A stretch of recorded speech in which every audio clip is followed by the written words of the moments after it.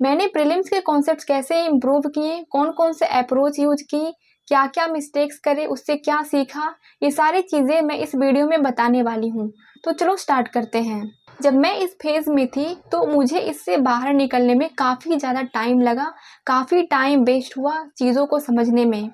तो यहाँ पे मैंने जो भी मिस्टेक्स करे हुए हैं तो इस पे एक एक करके बात करते हैं। तो सबसे फर्स्ट मिस्टेक है रैंडम स्टडी। अब स्टार्टिंग के फेज़ में मैक्सिमम लोगों को ये पता ही नहीं होता कि पढ़ना कैसे है, कैसे चीज़ों को बैलेंस करना है, कितना टाइम क्लास को देना है, कितना टाइम प्रैक्टिस को देना है और कितना टाइम हमें रिवीजन को देना है। और इन सब चीज़ों की क्लैरिटी नहीं होने की वजह से हम एक जगह पे स्टक हो जाते हैं और इसका रिजल्ट क्या होता है कि हम लोग मेहनत तो करते हैं लेकिन उससे जो हमें आउटपुट मिलना चाहिए वो हमें नहीं मिलता।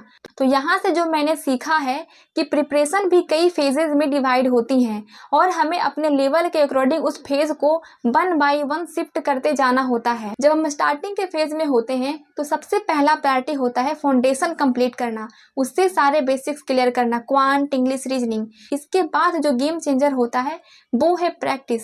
जितना ज़्यादा हम प्रैक्टिस करेंगे, चीज़ों को ऑब्जर्व करेंगे कि कौन सा क्वेश्चन कैसे बन रहा है, क्या उसका अप्रोच है, कौन से ट्रिक यूज हो रहे हैं, तो ये सब चीज़ें जो है वो एट द एंड काम देने वाली हैं। क्योंकि सिर्फ क्लास कर लेने से प्रिपरेशंस कंप्लीट नहीं होती हैं, हमें खुद से प्रैक्टिस करनी पड़ती है, तभी वो स्किल्स बिल्ड हो पाती है कि हम क्वेश्चंस को देखें और हमें समझ में आए कि ये क्वेश्चंस कैसे बनेगा, इसका क्या अप्रोच है, ये हमारे दिमाग में चलना चाहिए, तभी प्रैक्टिस जो है वो कंप्लीट होता है। दूसरा मिस्टेक है वीक एरिया को अवॉइड करना।